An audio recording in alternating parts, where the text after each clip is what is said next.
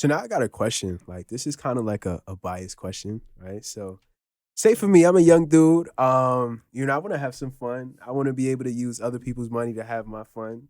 Mhm. Like, say for example, I want to buy a Lamborghini or something, right? Right. What would be the game plan that you would give somebody in their 20s right now to actually be able to afford those things and actually live comfortably? Like, have fun using real estate, So you just back into the math. Mm. Do you any idea what a Lamborghini costs monthly? About $1,200 a month, if I'm mistaken. I don't know what year Lamborghini you I getting, think- bro. I think- don't know what year you get the Is that 19 or heck 1800? no. Could be wrong. I'm gonna give you the answer. Let's just say 3,500 Ooh. safely. A Urus. Let's say a Urus. Okay. Right? Yeah. A Urus. Do you like the car I drove today? Oh, absolutely. All right. So let's just say you want to get a Maybach, right? Yeah. Let's just say, for example, $3,000 a month, right? You got to pay. And then you just add on $1,000 insurance. You got to insure it the right way. Anything happens, you want to make sure your insurance can pay. So let's say $4,000. You would get, and you know how to get money too. Right. So what you would do, let's just say you got 4 properties that rent out at $1,500 a month.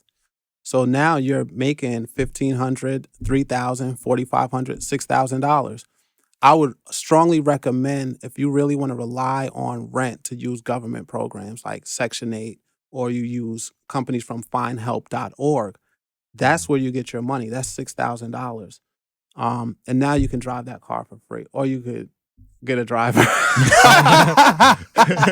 This ain't no show I'm trying to flex, but I'm just saying, like, you got enough money to get your drive to have a driver too, right? $6,000 will cover the cost of the Maybach, the light package, the champagne, the insurance, and the driver. Yeah. I ain't go. All right. So can I tell a story when I called you? Can he tell a story? Nah, Tell it a was story. funny. All right. So I called Charles for the podcast. I'm like, I'm here. Are you here yet?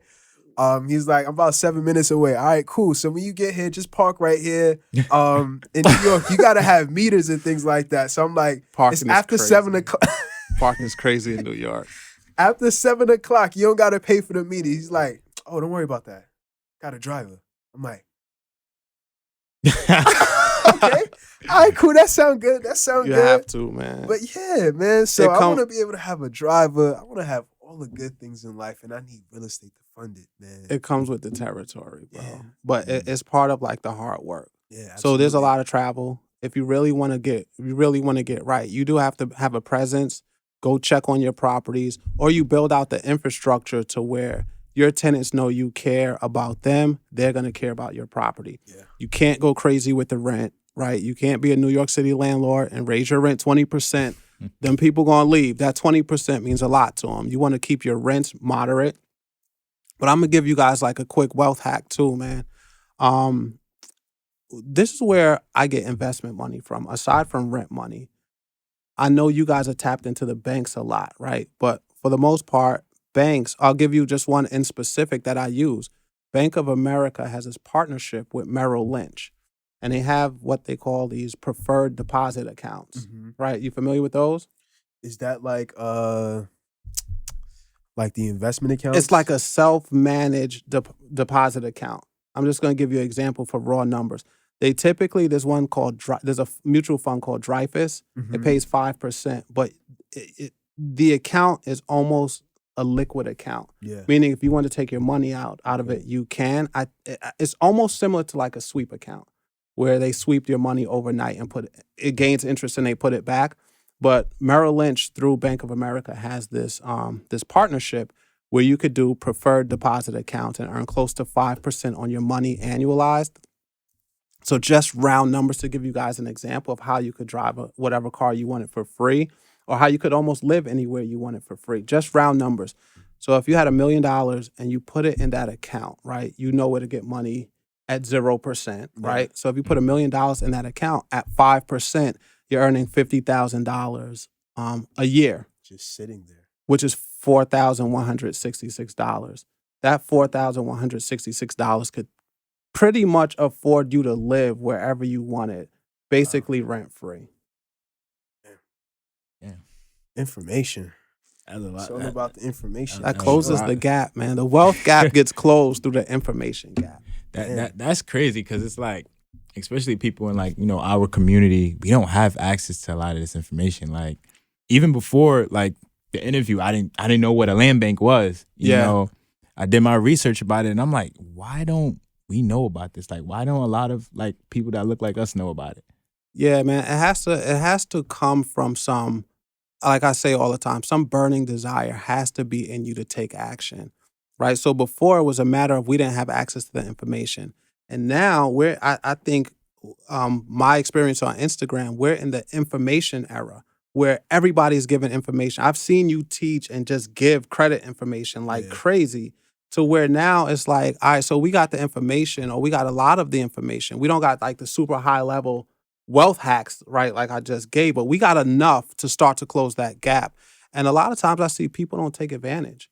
They just don't have it. It's something else that we have to just keep pushing and keep educating and keep spreading the word to start to make people take advantage. That is true. That is true. A lot of people they don't take that action. They see the glamour and everything on Instagram, but it takes a lot of work to get there, and especially a lot of information you need to get. Right. So that's great. That's great.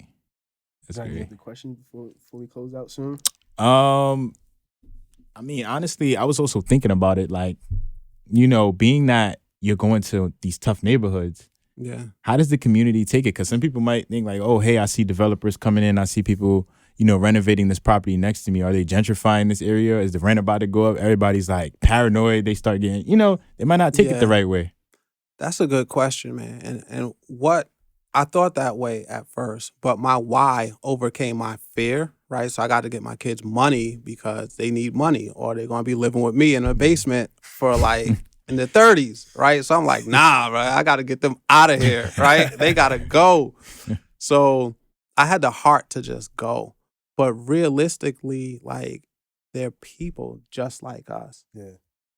I feel from a national perspective, construction guys, real estate people, you almost get a pass in communities, right? We hear about crime, but we don't hear about like the real estate guy getting harmed. We don't hear about the plumber being mixed up in the community. So every really tough community, right? They're human beings, and they know like the contractor guy is not a part of what's going on in the war, the gang war, or whatever's going on.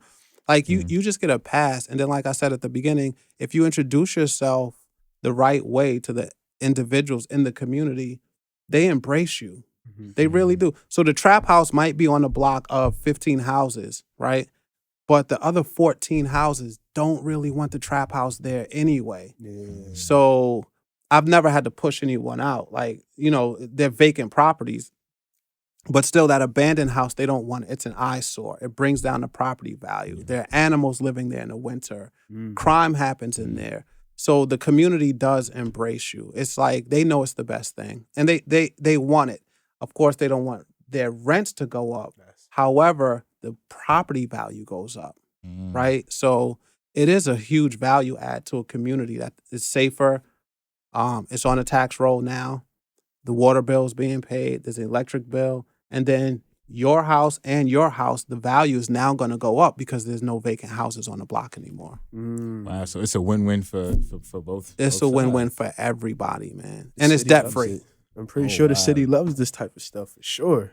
And listen, he just said it's debt-free too. Yeah, because you buy it.